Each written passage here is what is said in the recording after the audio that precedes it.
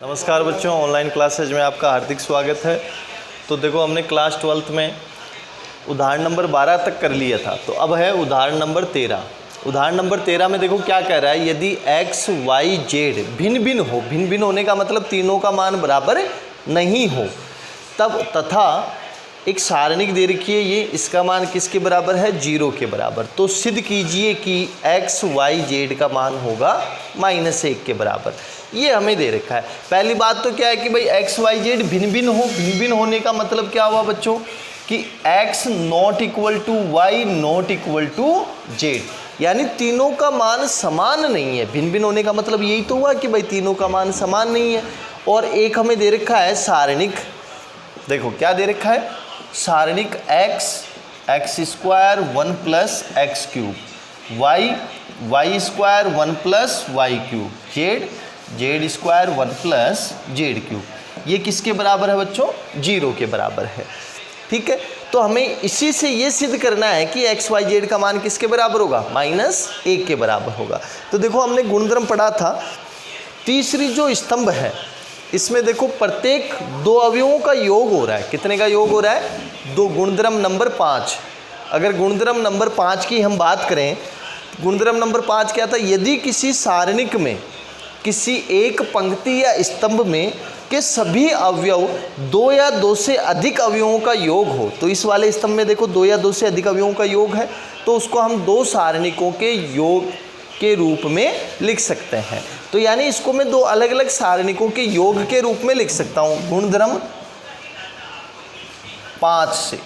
गुणधर्म 5 से, तो गुणधर्म 5 से मैं इनको 2 अलग सारणिकों के योग के रूप में लिख सकता हूँ। कैसे, x स्क्वायर, एक तो मैंने क्या ले लिया, 1 ले लिया, इधर y स्क्वायर 1 ले लिया, z स्क्वायर 1 ले लिया, बीच में प्लस का है तो मैंने प्लस किया कर दिया, x square x cube, y square y cube, z square z cube बराबर 0 आ गया।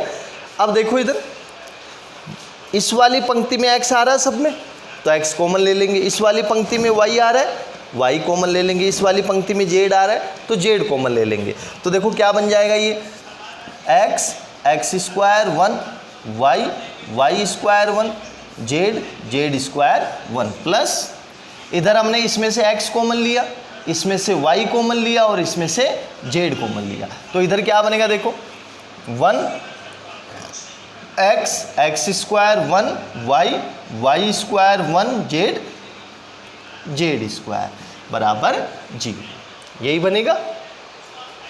ठीक है, तो देखो इधर अब इसको हम सरल करते हैं, तो ये तो हमारा आ गया, x, y, z आ गया इधर, और ये सारणिक आ गई। अब देखो इसमें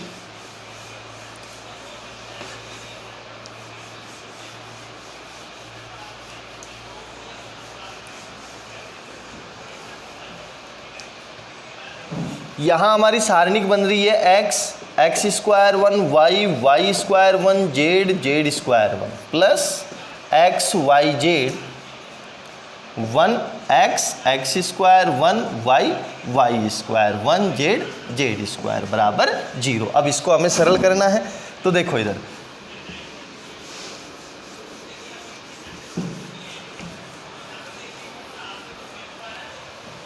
यहाँ पर देखो इस वाले सारणिक में अवयव सारे समान है, बस फर्क क्या है, देखो ये वाली जो स्तंभ है ये यहाँ पे आ रहा है और ये वाला स्तंभ यहाँ आ रहा है। तो इस वाली स्तंभ में हम क्या, इस वाली सारणिक में हम क्या कर सकते हैं, चेंज कर सकते हैं।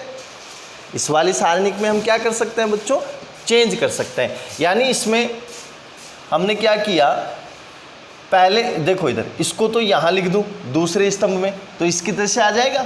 तो मैंने क्या किया, C1 को परिवर्तित किया C2 से और C2 को बदल दिया किससे, C1 से। इसको तो यहाँ ले आए और इसको यहाँ ले आए, तो क्या आ जाएगा, देखो माइनस, मान तो वही रहता है, केवल क्या होता है, चिन्ह बदलता है। तो माइनस आया, इसकी जगह पहले स्तंभ की जगह क्या आ जाएगा, दूसरा स्तंभ, और दूसरे की जगह पहला स्तंभ, और इधर बच्चों 1 1 1 प्लस x y z, और ये ऐसे कैसे आएगा, x square y square z square बराबर 0 आ गया। अब देखो इधर, अब फिर यहाँ पे जो तीसरा स्तंभ आ रहा है ये इसमें कहाँ आ रहा है बच्चों, पहले स्तंभ में आ रहा है। तो इस तीसरे को कहाँ लिख दूँ, पहले की जगह, और पहले को कहाँ लिख दूँ, तीसरे की जगह। तो यानी पहले को लिखा मैंने तीसरा स्तंभ और तीसरी को लिख दिया पहला स्तंभ। ये हमने संक्रिया लगा दी। तो फिर माइनस आएगा, माइनस आएगा तो यहाँ क्या हो जाएगा, प्लस। तो ये बना 1 1 1 x y z x square y square z square plus x y z 1 x x square 1 y y square 1 z z square बराबर 0। यही आएगा। अब देखो ये सारणी क्या हो जाएगी, कॉमन आ जाएगी दोनों से। तो हमने ये वाली सारणी क्या ले ली, कॉमन ले ली। 1 1 1 x y z x square y square z square, ये हमने सारणी कॉमन ले ली। तो यहाँ तो क्या बनेगा 1 और यहाँ क्या आ जाएगा एक्स वाई जेड बराबर 0, यही आएगा। अब देखो इस सारणी का हमने उदाहरण नंबर 12वां, सेम वही है जो उदाहरण नंबर हमने 12 किया है, सेम ये वही सारणी है। 1 x x square 1 y y square 1 z z square, इसको हमने सरल किया था सारणी को उदाहरण नंबर 12 में। तो देखो इसको हम सरल करते हैं।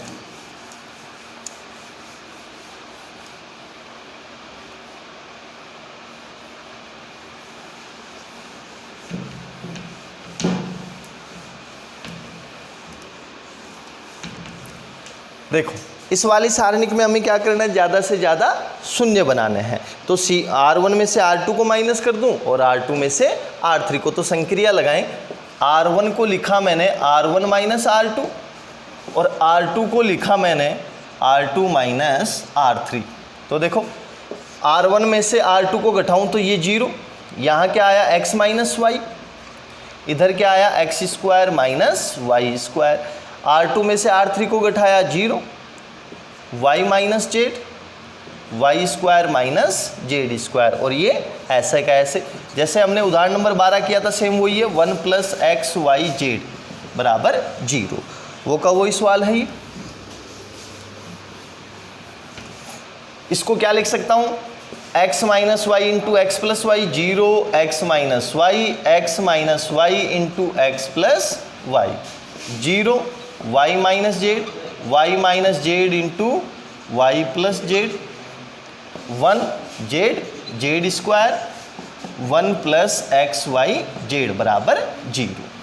अब देखो इस पहले वाली पंक्ति से क्या कॉमन आ रहा है, x माइनस वाई आ रहा है कॉमन। दूसरी वाली पंक्ति से क्या कॉमन आ रहा है, y माइनस जेड कॉमन आ रहा है। क्या बना देखो 0 1 x plus y, 0 1 y plus z 1 z square into 1 plus x y z बराबर 0 आ गया। तो देखो इस वाले पहले स्तंभ में कितने अवयव 0 हो गए, 2 अवयव 0 हो गए। तो पहले स्तंभ के सापेक्ष तो क्या हो जाएगा, देखो x minus y minus z, पहला स्तंभ और तीसरी पंक्ति छोड़ दो, प्लस माइनस प्लस का आएगा ये।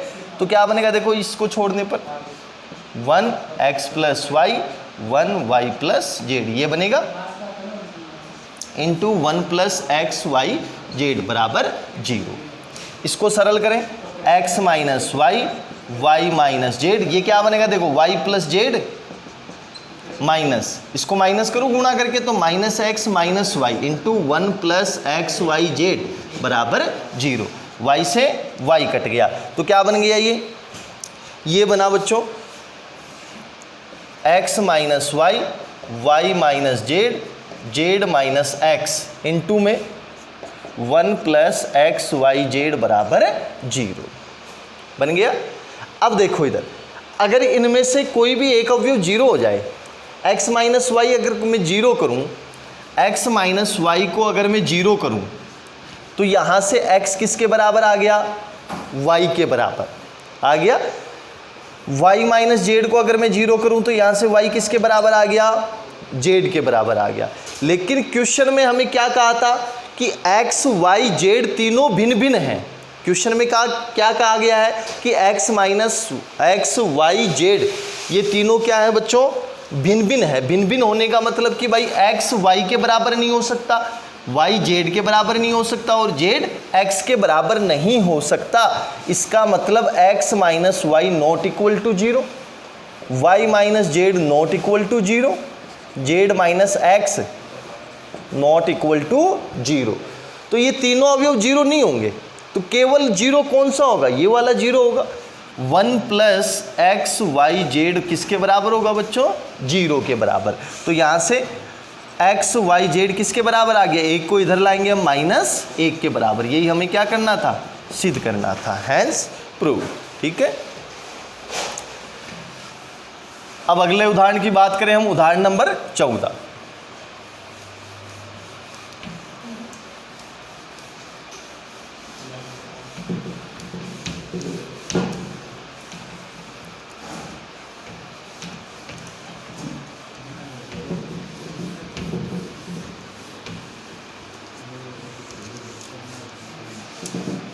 तो देखो उदाहरण नंबर 14 क्या है। उदाहरण नंबर 14 की हम बात करें तो उदाहरण नंबर 14 में दे रखा है सारणिक का मान ज्ञात करो, वो भी बिना प्रसार के। सारणिक दे रखी है 1/a a square bc, 1/b b square ca, 1/c c square ab। ये हमें सारणिक दे रखी है और इस सारणिक का हमें बच्चों मान ज्ञात करना है। तो देखो इधर इसका अगर हम मान ज्ञात करें तो देखो बच्चों क्या करें, यहाँ आ रहा है बेटा BC, क्या आ रहा है, BC आ रहा है, 1/a है। अगर मैं इस पहली वाली पंक्ति को a से गुणा कर दूं, पहली वाली पंक्ति को किससे गुणा कर दूं, a से, तो ये क्या बन जाएगा, ABC। यहाँ क्या आ जाएगा 1, यहाँ क्या आ जाएगा a³ आ जाएगा। यहाँ देखो 1/b आ रहा है, अगर मैं दूसरी वाली पंक्ति को b से गुणा कर दूं तो ये ABC बन जाएगा। तीसरी वाली पंक्ति को अगर मैं c से गुणा कर दूं तो यहाँ भी क्या आ जाएगा, ABC आ जाएगा, यानी तीनों में ABC आ गया। तो देखो संक्रिया क्या लगाएं हम, पहली पंक्ति को देखो हम किससे गुणा करें, a आ रहा है बट्टे में तो a से गुणा कर दूं। पहली वाली पंक्ति को मैंने क्या किया बच्चों, a से गुणा कर दिया, ठीक है। दूसरी वाली पंक्ति को मैंने किससे गुणा कर दिया, b से गुणा कर दिया। और तीसरी वाली पंक्ति को मैंने किससे गुणा कर दिया, c से गुणा कर दिया। क्यों किया है हमने ये, इसलिए किया है अगर मैं इसको a से गुणा करूंगा तो ABC बनेगा, इसको अगर मैं b से गुणा करूंगा तो ABC बनेगा, और इसको अगर मैं c से गुणा करूंगा तो ABC बनेगा, यानी तीनों अवयव समान हो गए। कॉमन ले सकते हैं, 1 1 आ जाएगा। तो देखो इधर पहली पंक्ति को मैंने a से गुणा किया, तो इसको अगर मैं पहली पंक्ति को a से गुणा करूंगा तो ये 1, यहाँ क्या बनेगा बच्चों, a³, यहाँ बनेगा ABC। इसको मैं b से गुणा करूँ, यहाँ 1, यहाँ b³, यहाँ ABC, यहाँ 1, यहाँ c³, यहाँ ABC, यही बनेगा। दूसरी चीज देखो, मैंने कहा था गुणधर्म नंबर 4, यदि किसी सारणिक में हम किसी पंक्ति को अचर राशि से गुणा करते हैं तो उस सारणिक का जो मान है वो मूल सारणिक के मान से और उस संख्या के गुणा के बराबर होता है। तो देखो हमने यहाँ गुणा किया है, तो इसको बैलेंस करने के लिए हमें देखो क्या करना पड़ेगा, a से हमने गुणा किया तो a का हमें भाग भी देना पड़ेगा, b से हमने गुणा किया तो b का भाग देना पड़ेगा, और c से हमने गुणा किया तो c का भाग भी हमें देना पड़ेगा, तभी ये सारणी क्या होगी बच्चों, बैलेंस होगी। ठीक है, अब देखो इधर ABC आ रहा है सब में, तो हमने क्या कर दिया, 1/ABC है, ABC इस वाली पंक्ति स्तंभ में से हमने कॉमन ले लिया, ये लो ले लिया कॉमन, 1 1 1, a³ b³, c³, यहाँ से हमने ABC कॉमन लिया तो क्या बनेगा, 1 1 1, यही बनेगा। अब देखो दोनों स्तंभ समान हैं, दोनों स्तंभ समान होंगे तो इस सारणी का मान क्या हो जाएगा, 0। ABC से ABC कट गया और इस सारणी का मान क्या हो गया बेटा, 0। अगर दो पंक्ति या दो स्तंभ समान होते हैं तो सारणी का मान क्या होता है, 0 होता है। एक उदाहरण और करवा देता हूँ, उदाहरण नंबर 15। देखो इधर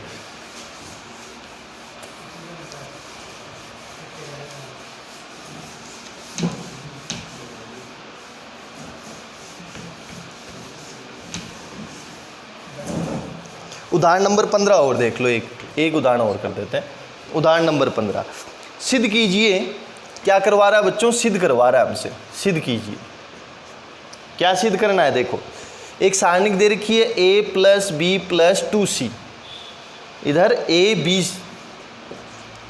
इधर दे रखा है हमें c b plus c plus 2a, इधर b, इधर दे रखा है a, सॉरी इधर भी c है, इधर c दे रखा है, इधर a, और यहाँ दे रखा है c plus a plus 2b, और बराबर में हमें दे रखा है 2 into a plus B plus C का क्यूब दे रखा है यहाँ पर। देखो इधर ये हमें सिद्ध करना है कि सारणी का मान इसके बराबर होगा। तो देखो हमने सबसे पहला काम क्या करना है, वही LHS लेना है। तो हमने LHS ले लिया, a plus B plus 2c a b, इधर c b plus c plus 2a b, इधर c a c plus a plus 2b आ गया। तो देखो मैंने क्या कहा था कि किसी सारणिक में 2 पंक्ति या 3 पंक्ति को जोड़ने पर कोई समान मान आना चाहिए, या 2 स्तंभ या तीनों स्तंभ को जोड़ने पर कोई समान मान आना चाहिए। तो देखो इसमें आ रहा है क्या, अगर मैं इसको इस वाले स्तंभ को, तीनों स्तंभ को जोड़ूं, देखो a कितना बना 2a, b कितना बना 2b और प्लस 2c, तो ये क्या बना 2 इंटू ए प्लस बी प्लस सी बना। ऐसे यहाँ पर देखो c को c में जोड़ा 2c, b plus B 2b और 2a, तो इसमें भी 2 इंटू ए प्लस बी प्लस सी बन रहा है। ऐसे ही इसको जोड़ूंगा तो भी क्या बनेगा 2 इंटू ए प्लस बी प्लस सी बनेगा, लेकिन ऐसे जोड़ने पर नहीं बन रहा। देखो इधर यहाँ जोड़ूंगा तो क्या आएगा a plus B plus 4c, यहाँ जोड़ूंगा तो क्या आएगा, देखो b plus c plus 4a, समान नहीं आ रहा, तो इसलिए हम ऐसे नहीं जोड़ेंगे। कैसे जोड़ेंगे, स्तंभों को जोड़ेंगे। तो देखो C1 को लिखा मैंने C1 plus C2 plus C3 करके, तो क्या आएगा, देखो C1 को लिख रहा हूँ मैं इन तीनों स्तंभ को जोड़कर। अगर मैं इन तीनों स्तंभ को जोड़ के लिखूंगा तो क्या आएगा 2a plus 2b plus 2c। ऐसे ही इसको जोड़ूँ तो ये 2c बना, ये 2b बना रही है 2a, तो ये भी क्या बना 2a plus 2b plus 2c। इसको जोड़ूँ तो क्या बनेगा 2a plus 2b plus 2c, इधर a b plus c plus 2a a, इधर b c plus a plus 2b बन गया। देखो अब इसको क्या लिख सकता हूँ मैं, 2 सब में आ रहा है, कॉमन ले लूँ, तो कॉमन लेंगे तो क्या बनेगा, देखो अगर हम कॉमन लेंगे इसमें तो ये तो 2 कॉमन आ गया, पहले इसमें सारणिक में ले लेते हैं हम। देखो 2 कॉमन लिया तो क्या बना a प्लस बी प्लस सी, इधर 2 कॉमन लिया a प्लस बी प्लस सी, इधर 2 कॉमन लिया a प्लस बी प्लस सी, यही बन रहा है। और इधर क्या आएगा, देखो ये बनेगा a, ये बना b, इधर क्या बना b plus c plus 2a, इधर b, इधर क्या बना a और इधर c plus a plus 2b, यही बन रहा है।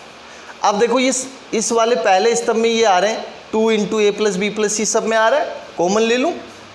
कॉमन लेंगे हम तो क्या बनेगा, देखो 2 इंटू ए प्लस बी प्लस सी हमने कॉमन ले लिया तो क्या बना, देखो 1 1 1, इधर b plus c plus 2a b a c plus a plus 2b, यही बन रहा है। अब देखो क्या करना है, 0 बनाना है हमें ज़्यादा से ज़्यादा, तो इसमें से इसको घटा दो 0, इसमें से इसको घटा दो 0। तो क्या किया हमने, देखो R1 को लिखा, या आप चाहो तो बेटा इसमें से इसको घटा दो और इसमें से इसको घटा दो, कैसे भी घटा सकते हैं, 0 बनाना है हमें, ठीक है। तो देखो घटाएं, इसमें R2 को लिखा मैंने R2 माइनस R1 और R3 को लिखा मैंने R3 माइनस R1, ठीक है। R2 में से R1 को घटाया 0, R3 में से R1 को घटाया 0, यानी इसमें से 1 को घटाया 0, इसमें से 1 को घटाया 0। तो संक्रिया लगाएं इसमें, देखो